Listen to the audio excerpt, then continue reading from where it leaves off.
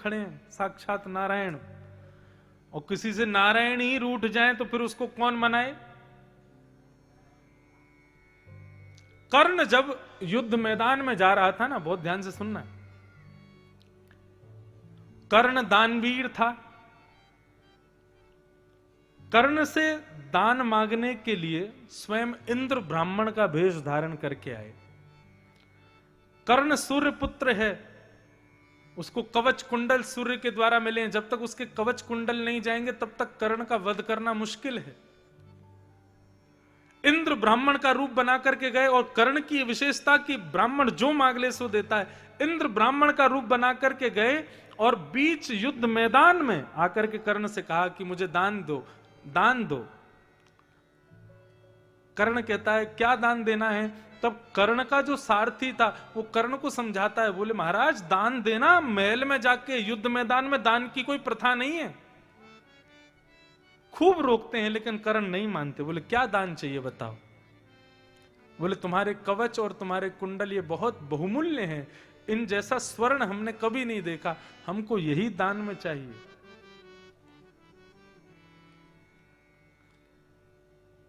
कर्ण का सारथी बार बार रोकता है, बोले भगवान आपको ये क्रिया नहीं करनी है। तब कर्ण एक बात कहते हैं महाभारत में, बहुत ध्यान से सुनना। कर्ण धीरे से बोलते हैं, बोले तुमको क्या लगता है मुझे नहीं पता कि ये ब्राह्मण नहीं है, ये साक्षात इंद्र है। मुझे नहीं पता क्या कि कवच कुंडल देने से मेरी पराजय होगी, मुझे पता है। और तभी अपने सारथी के कंधे पे हाथ रखते हुए कर्ण सामने अर्जुन के रथ की ओर दिखाते हैं और कहते हैं वो रथ पर कौन बैठा है। बोले अर्जुन। उसके सारथी कौन है। बोले कृष्ण। बोले कृष्ण कौन है पता है तुम्हें। परमात्मा।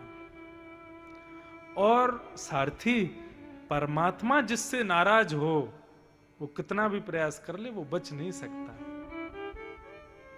मैं कितना भी जानूं कि किन किन रास्तों पर जाने से मैं बच सकता हूं, लेकिन क्या करूं, क्योंकि मुझसे देव नाराज है, मुझसे नारायण नाराज है, मैं कैसे बचूंगा। मैं कितने भी प्रयास कर लूं तब भी मृत्यु तो मेरी होनी है। तो क्यों ना मैं अपने कर्तव्य यानी कि दानवीरता को निभाते हुए अपने प्राणों का परित्याग करूं।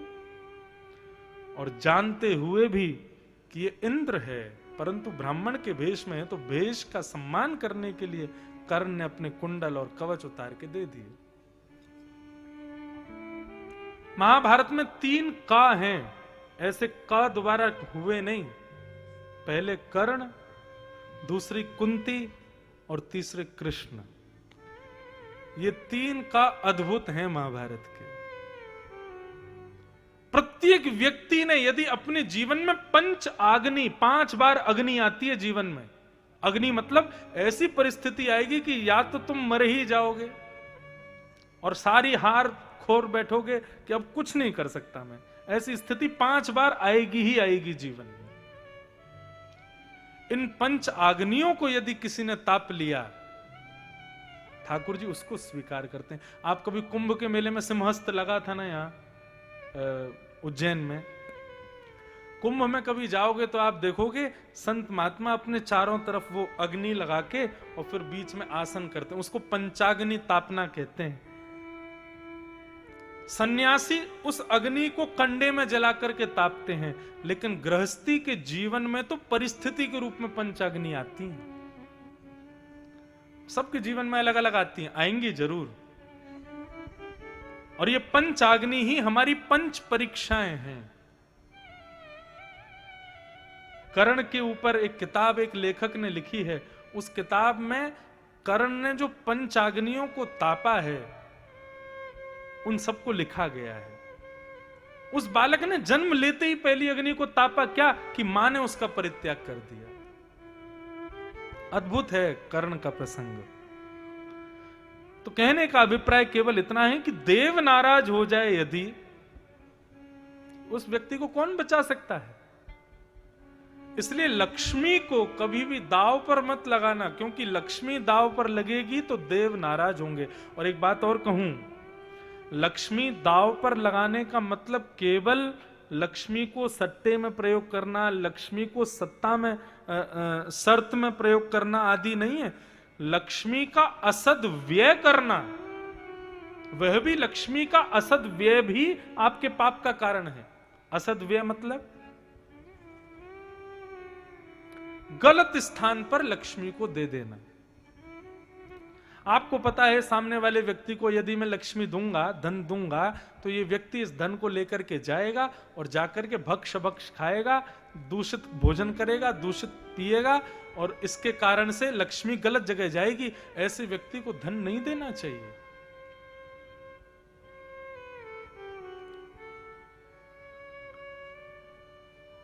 इस प्रकार ये 5 स्थान कलयुग के निवास के कारण बताए और बताया गया कि इन 5 स्थानों से बचो। परंतु राजा परीक्षित स्वयं भटक गए और अपने आश्रम में आकर के, अपने राजभवन में आकर के अपने ही पिता के द्वारा मारे गए, भीम के द्वारा मारे गए जरासंध के मुकुट को उन्होंने सिर पर धारण कर लिया। असद वस्तु में कलयुग का निवास है, असद धन में कलयुग का निवास है। जैसे ही मुकुट धारण किया, कलयुग प्रविष्ट हो गया परीक्षित के मस्तिष्क में। और बंधुओं, कलयुग जब जीवन में आता है ना, तो आपसे वो क्रिया करवाएगा जो आपने कभी सोची भी ना हो, जो आपने कभी विचार भी ना की हो। ऐसी क्रियाएं कलयुग करवाता है। राजा परीक्षित के यहां पर हिंसा करना, मारपीट करना, ये सब मना था, लेकिन आज राजा परीक्षित स्वयं हिंसा करने निकल गए। वन में जाकर के आखेट करने लगे, हिंसा करने लगे। किसी जानवर को मार तो नहीं पाए, लेकिन प्यास से व्याकुल परीक्षित ने एक आश्रम देखा। आश्रम में जाकर के देखा तो एक संत समाधि में बैठे थे। उस समाधि का नाम था त्रातक समाधि। त्रातक समाधि में देह विद्यमान होता है, जीवित होता है, लेकिन सांस नहीं चलती, धड़कन नहीं चलती। व्यक्ति जीवित है, लेकिन वो अपने देह से वहां है। उसकी आत्मा, उसकी मनोवृत्ति वो कहीं और जा चुकी है। हमारे वृंदावन में आज भी ऐसे कई संत मिलेंगे आपको। इसी त्रातक समाधि को हमारी वृंदावन की भाषा में कहते हैं मानसी सेवा। कौन सी सेवा? मानसी सेवा। मानसी सेवा का तात्पर्य है कि देह व्यवस्थित है, देह उपस्थित है, लेकिन चित्त कहां है ये नहीं पता। ऐसे आज भी हमारे वृंदावन में कई संत हैं। एक महाराज जी हैं, वो उनका नियम है, वो मानसी सेवा में जाते हैं तो मानसी सेवा का भाव ये रहता है, अपने मनस्थ में ठाकुर जी की कुंज प्रकट करके, ठाकुर जी का भाव रख के, ठाकुर जी लीला कर रहे हैं, उस लीला में एक कैरेक्टर तुम भी हो, ऐसा विचार करके उस लीला का अनुभव करना, ये मानसी सेवा होती है। हमारे वृंदावन में कई संत हैं इस प्रकार की सेवा में रहते हैं। आप विश्वास नहीं करेंगे, ऐसी जनवरी दिसंबर की ठंड में भी कई संत मानसी सेवा में उष्ण काल का विचार कर लेते होंगे। मतलब जेठ के महीने में ठाकुर जी लीला कर रहे हैं और उनको पसीना आ जाता है बैठे बैठे। मैंने दर्शन किया है कितने संतों का। तो इसको त्रातक समाधि कहते हैं, मानसी सेवा कहते हैं। त्रातक समाधि में बैठे थे, तभी राजा परीक्षित वहां पहुंच गए और पहुंच करके उन्होंने कहा, महाराज, चक्रवर्ती सम्राट राजा परीक्षित आपके द्वार पर खड़ा है, प्यासा है, जल की याचना करता है। लेकिन वो तो त्रातक समाधि में बैठे थे, उनको सुनाई थोड़ी दे रहा था। राजा की बात को नहीं सुना, अनसुना कर दिया। तो राजा को लगा कि ये पाखंडी महात्मा जल ना पिलाना पड़ जाए, उसके लिए समाधि में समाधि लगा रहा है। कलयुग का दूसरा प्रभाव बंधु, बहुत ध्यान से सुनना। कलयुग का दूसरा प्रभाव यह है कि कलयुग के प्रभाव से तिलक लगाने वाले, शिखा रखने वाले, धोती पहनने वाले, भगवत आश्रित गुणों में रहने वाले लोग पाखंडी दिखाई देते हैं। यह कलयुग का प्रभाव है। कलयुग के प्रभाव से भगवत भक्तों में भी असद गुण का दर्शन होने लगता है, उनमें भी दूषित भाव आने लगता है। संत महात्माओं का उपहास करने की इच्छा हृदय में प्रकट हो जाती है। यह कलयुग का प्रभाव है।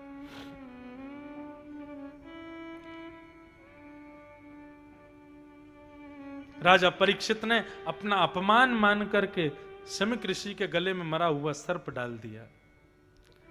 अब यह दृश्य किसी ने नहीं देखा, छोटे छोटे बच्चों ने देख लिया और जाकर के शमीक ऋषि के पुत्र श्रृंगी को बता दिया कि तुम्हारे पिता से जल की याचना की, लेकिन तुम्हारे पिता ने नहीं दिया, तो राजा परीक्षित ने मरा हुआ सर्प डाल दिया। श्रृंगी को क्रोध आया और श्रृंगी ने हाथ में जल लेकर के इति लंघित मर्यादम तक्षक सप्तमे हनि, मर्यादा का उल्लंघन करने वाले राजा परीक्षित ने मेरे पिता का अपमान किया है, गले में मरा हुआ सर्प डाल दिया। मैं श्राप देता हूं, तक्षक सर्प आज के 7वें दिन डस देगा और राजा परीक्षित की मृत्यु हो जाएगी। श्रृंगी ने आकर के अपने पिता के गले से मरा हुआ सर्प हटाया। थोड़ी देर बाद जब शमीक ऋषि की समाधि टूटी तो पुत्र रो रहा था। श्रृंगी से पूछा, बेटा रोते क्यों हो? तो बोले, पिताजी आपके गले में मरा हुआ सर्प डाल दिया राजा परीक्षित ने। बोले, कोई बात नहीं, इसमें रोने की क्या बात है। संत का स्वभाव कैसा होता है, साधु का स्वभाव कैसा होता है, कोई माला पहनावे, कोई दक्षिणा देवे तो ही उस पर कृपा करना, यह साधु का स्वभाव नहीं है। कोई अपयश कर दे, कोई 2-4 अपशब्द भी कह दे, उस पर भी कृपा करे, यह साधु का स्वभाव है। साधु को तो जो दोगे दक्षिणा में सब स्वीकार है। माधव दास भगवान के अनन्य भक्त हुए, श्री जगन्नाथ जी के। उनके ऊपर इतनी कृपा थी श्री जगन्नाथ जी की, वो जब श्री जगन्नाथ जी का दर्शन करने जाते थे ना, तो श्री जगन्नाथ भगवान मंदिर में बैठे बैठे जैसे ही माधव दास जी आते थे मंदिर में, श्री जगन्नाथ जी की प्रतिमा झूमने लगती थी, ऐसे ऐसे डोलते थे श्री जगन्नाथ जी। आज भी जगन्नाथ जी की प्रतिमा हिलती है। कब हिलती है पता है? जब रथ यात्रा निकलती है ना, तो रथ यात्रा के बाद जब रथ गुंडीचा पहुंच जाता है, तो वहां पर एक सालबेग नाम का भक्त है, उस सालबेग की जब स्तुति गाई जाती है, अहे नील शैल प्रबल मत्तावरण प्रबल मत्तावरण मुआरत नलनी बनकु कर दहन। उड़िया भाषा में है सालबेग की स्तुति। मुस्लिम भक्त था भगवान जगन्नाथ का, उसकी जब स्तुति गाई जाती है ना, तो आज भी जगन्नाथ भगवान जब गुंडीचा रथ पहुंचता है तो सारे पंडा पुजारी रथ पर खड़े होते हैं और श्री जगन्नाथ भगवान आज भी ऐसे ऐसे झूम करके उस स्तुति को सुनते हैं। तो जगन्नाथ जी के सामने जब माधव दास जी जाते थे तो जगन्नाथ जी झूमने लगते थे, और इस दृश्य को देखने के लिए लाखों की भीड़ उमड़ती थी कि माधव दास जी कब मंदिर जाएंगे तो उनके साथ हम भी जाएंगे और हम देखेंगे जगन्नाथ जी कैसे झूमते हैं। और स्थिति ये होती थी कि जैसे ही माधव दास सामने गए, जगन्नाथ जी झूमते थे, और जगन्नाथ जी को झूमता देख सारे भक्त माधव दास को प्रणाम करते थे। लेकिन माधव दास को ये अच्छा नहीं लगता था। माधव दास बोलते थे कि भाई, भक्त को तो यश से जितना हो सके दूर रहना चाहिए। एक बात कहें, भगवान जिससे दूरी बनाते हैं ना, उसको बहुत यश, बहुत मान, बहुत प्रतिष्ठा, बहुत धन, बहुत उपलब्धियां, और जो वो मन में चाहता है तुरंत उसके सामने उपलब्ध करवा देते हैं। यदि आप मन में कोई भावना रखते हो और तुरंत आपकी भावना पूर्ण होती है ना, चिंता का विषय है ये। क्यों? ठाकुर जी जिससे दूरी बना लेते हैं ना, उसके मन की अभिलाषाएं तत्क्षण पूरी करते हैं, और जिससे ठाकुर जी थोड़ा सामिप्य रखते हैं, उसके संग खेलते हैं। इसके मन में भावना आ गई इंदौर में घर बनाना है, तो कोई ना कोई विघ्न डालते ही रहेंगे। तेरा घर बनने में ही नहीं आवेगा। उस समय दुखी मत होना, उस समय खुश होना, हे ठाकुर जी कब तक ये लीला करोगे। और फिर बस इतना कहते ना, अपने लिए घर थोड़ी बना रहे हैं, आपके लिए घर बना रहे हैं, फिर देखना तुरंत बन जाएगा।